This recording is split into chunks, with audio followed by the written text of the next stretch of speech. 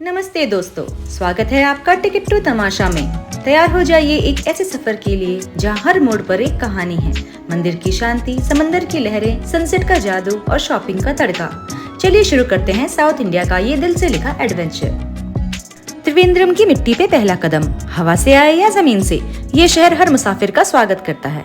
Cozi hotel, हल्का सा rest, क्योंकि कल से शुरुआत होगी असली हंगामे की। सुबह सुबह हम सबसे पहले पहुंचे त्रिवेंद्रम के लगभग 2000 साल पुराने परशुराम मंदिर, एक अनोखा धार्मिक स्थल जो भगवान परशुराम को समर्पित है। फिर हम निकल पड़े पूवर आइलैंड की ओर, जो one of the famous tourist point है इन त्रिवेंद्रम। बोट राइड, जंगल, बर्ड्स और पानी के बीच लंच। थोड़ा महंगा लेकिन यादों के लिए प्राइसलेस। यहाँ पर पर्सन बोट राइड की कॉस्ट है 1500 रुपीज।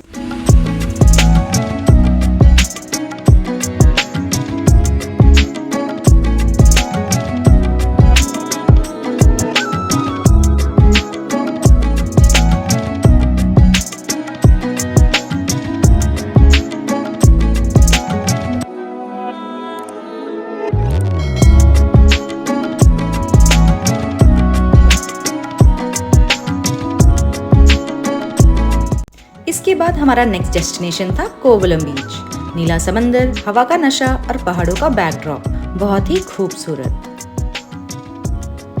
लेकिन हाँ, असली खूबसूरती देखनी हो तो आपको मेन बीच से थोड़ा हटकर ऑफ बिट लोकेशन पर आना होगा। यहीं से दिखाई देती है कोवलम बीच की असली रोशनी और शांति।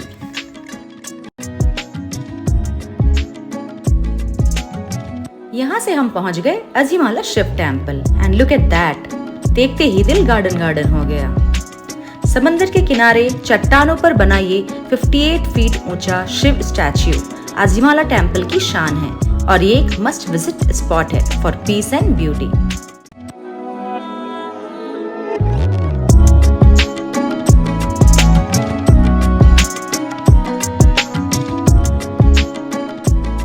इसके बाद एक और छोटी सी ट्रिप कोवलम बीच, सिर्फ और सिर्फ सनसेट के लिए। The view was magical. और करते हैं अपना दिन खत्म। तीसरे दिन हम सब सुबह नहा धोकर के पहुंच गए अपने मेन डेस्टिनेशन, जो कि था पद्मनाभा स्वामी टेम्पल। यहाँ विष्णु जी के आपको शयन रूप में दर्शन होंगे। यहाँ आपको सारे इलेक्ट्रॉनिक्स जमा करके एंड मंदिर के ड्रेस कोड को फॉलो करके ईस्ट गेट से अंदर जाना होता है।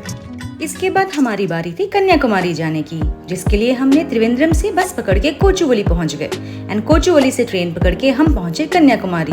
एंड देखिए कन्याकुमारी में हमारा स्वागत किसने किया, ब्यूटीफुल सनसेट ने अगेन। क्या आप सब जानते हैं? अरे हाँ, ऑब्वियसली आप सब जानते ही होंगे।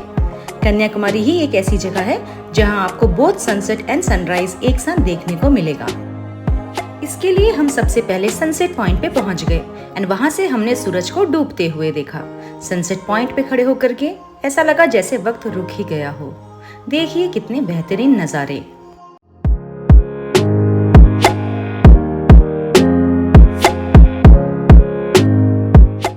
सनसेट देखकर और खूब सारी फोटोज खिंचवाकर हम पहुंच गए अपने होटल, क्योंकि नेक्स्ट डे हमको सुबह जल्दी जो उठना था सनराइज देखने के लिए।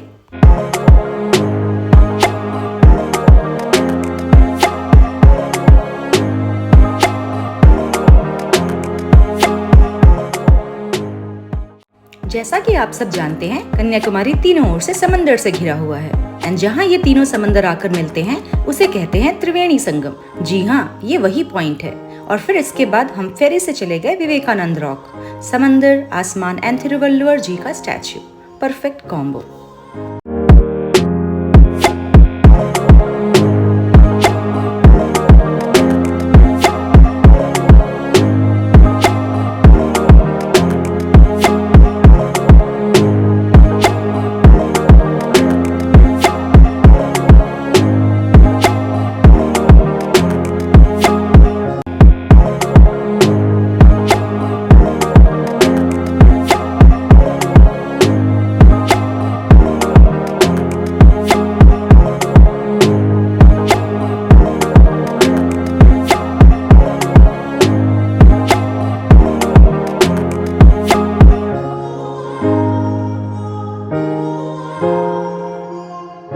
विवेकानंद स्मारक से आकर थोड़ा खाना एंड थोड़ी शॉपिंग के बाद हमने रात की ट्रेन पकड़ी रामेश्वरम जाने के लिए। रामेश्वरम के लिए पहले आपको मंडपम स्टेशन जाना होगा एंड मंडपम से हमने कैब की अप्रॉक्स 1200 रुपीज में फॉर रामेश्वरम एंड पहुंच गए रामेश्वरम एंड रास्ते में हमें दिखा Pamban bridge, the beautiful Pamban bridge.